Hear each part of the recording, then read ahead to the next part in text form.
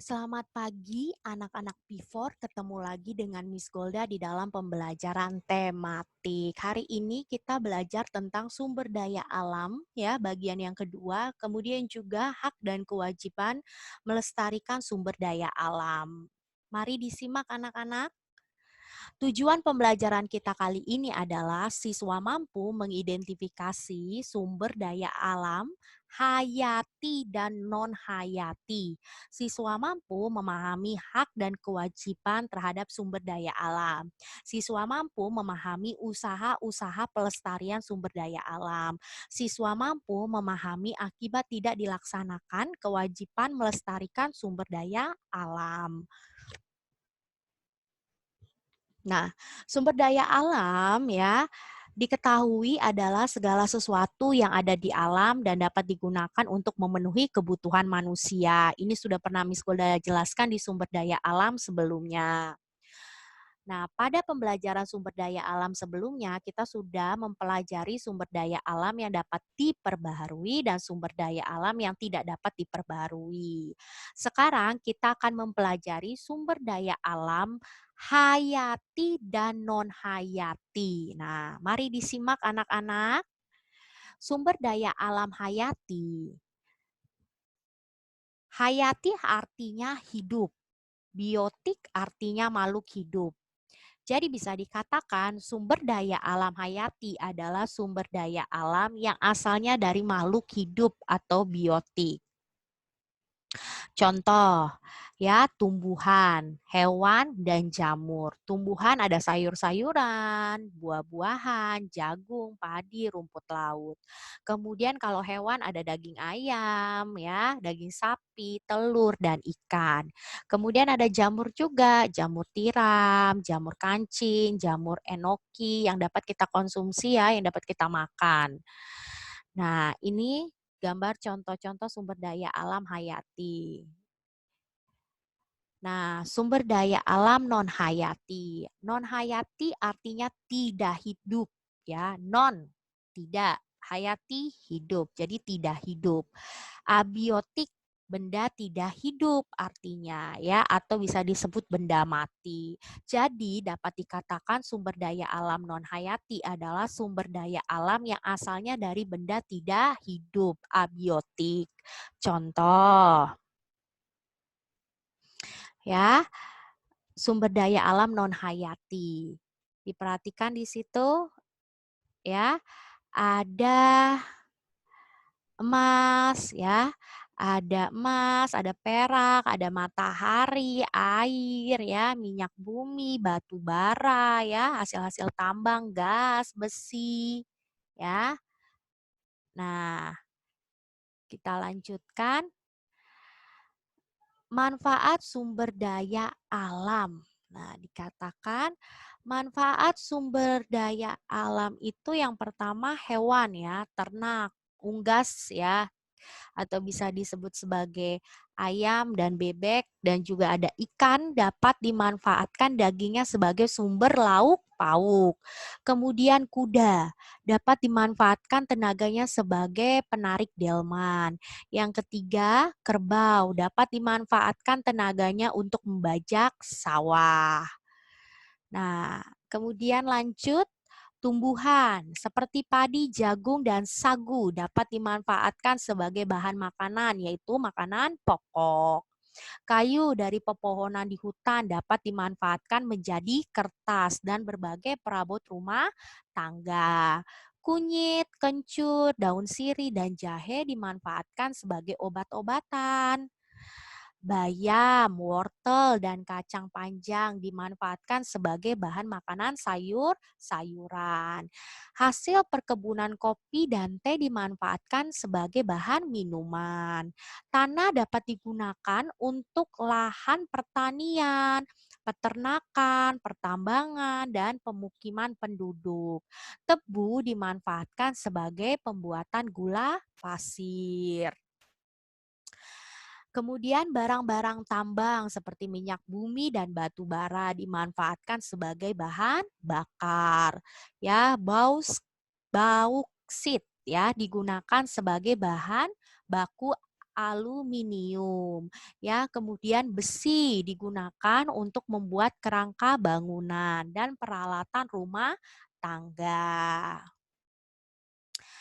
Hak dan kewajiban terhadap sumber daya alam. Nah, sumber daya alam perlu dimanfaatkan dengan bijak agar masyarakat dapat sejahtera dan menikmatinya secara terus-menerus.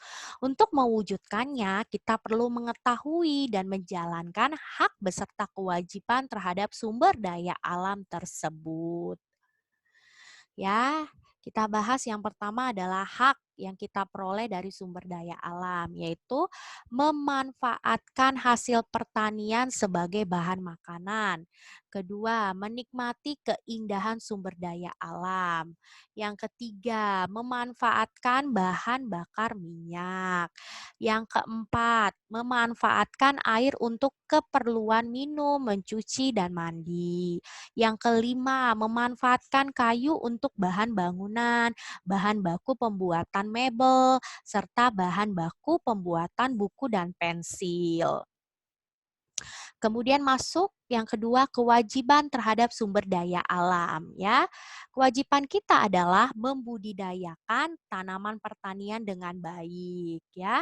Menjaga kelestarian sumber daya alam agar tidak habis, menghemat penggunaan bahan bakar minyak, ya, supaya juga tidak cepat habis. Kita tahu bahan bakar minyak itu berasal dari sumber daya alam yang tidak dapat diperbaharui, ya.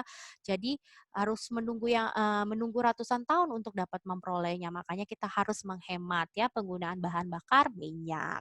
Menjaga sumber-sumber air dari pencemaran limbah dan sampah, ya. Jadi kita nggak boleh tuh buang sampah sembarangan di sungai, ya, karena dapat mencemarkan sumber air bersih.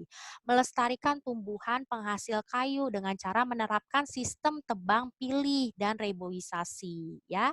Tebang pilih maksudnya adalah memilih tumbuhan yang cepat tumbuh, ya. Misalkan tumbuhan yang cepat tumbuh dengan tumbuhan yang lambat, ya, dalam pertumbuhannya, kita memilih mana nih yang cepat tumbuh kan gitu.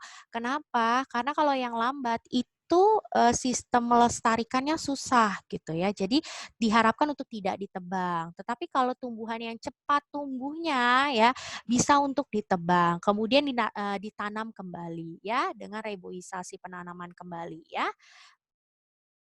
Kemudian melaksanakan kerja bakti membersihkan lingkungan, ya. Kenapa? Agar lingkungan kita tetap bersih dan kita terhindar dari sakit penyakit. Melakukan kegiatan reboisasi hutan, yaitu penanaman kembali, ya, pohon-pohon di hutan. Melakukan pengelolaan sampah dengan baik dan benar, ya. Menyediakan tempat sampah di beberapa titik lokasi penting yang sering dilalui masyarakat seperti taman, ya. Pemerintah daerah berpartisipasi dalam membersihkan sungai dari sampah seperti menyediakan alat-alat pengeruk sampah. Nah, akibat tidak melaksanakan kewajiban melestarikan sumber daya alam, ya. Apabila kita tidak melaksanakan kewajiban melestarikan sumber daya alam, maka hak pun tidak akan bisa kita dapatkan, ya. Kewajiban tidak kita laksanakan, kita tidak akan mendapatkan hak kita juga, ya. Nah, contoh apabila kita membuang sampah di sungai, ya, maka sungai tersebut akan semakin menyempit karena sampah, ya, dapat menyebabkan banjir, ya kan? Selain itu, tercium pula aroma yang tidak sedap, ya kan? Contoh kedua, ada orang yang menebang pohon sembarangan sehingga hutan menjadi gundul yang berakibat terjadinya tanah longsor dan banjir. Nah, contoh sikap persatuan dan kesatuan dalam melestarikan sumber daya alam, yaitu kerja bakti membersihkan selokan yang penuh dengan sampah, bergotong royong membersihkan sungai dari sampah, bergotong royong membangun sarana kebersihan, menanam bibit pohon di sekitar taman. Nah, usaha-usaha pelestarian sumber daya alam, ya. Usaha-usahanya adalah mendaur ulang botol plastik bekas untuk dijadikan pot tanaman. Menggunakan energi alternatif seperti cahaya matahari untuk pembangkit listrik ya. Dilihat itu ada panel surya yang dimanfaatkan ya menghasilkan pembangkit listrik. Kemudian menangkap ikan dengan jaring tradisional ya supaya ikan-ikannya bisa ditangkap hidup ya dan juga tidak merusak ekosistem air ya, ekosistem sungai, pantai, laut ya anak-anak. Menanam kembali reboisasi lahan-lahan yang gundul ya. Nah, selesai. Terima kasih sudah menyimak video tematik ya. Sampai jumpa lagi di pembelajaran tematik berikutnya. Dah.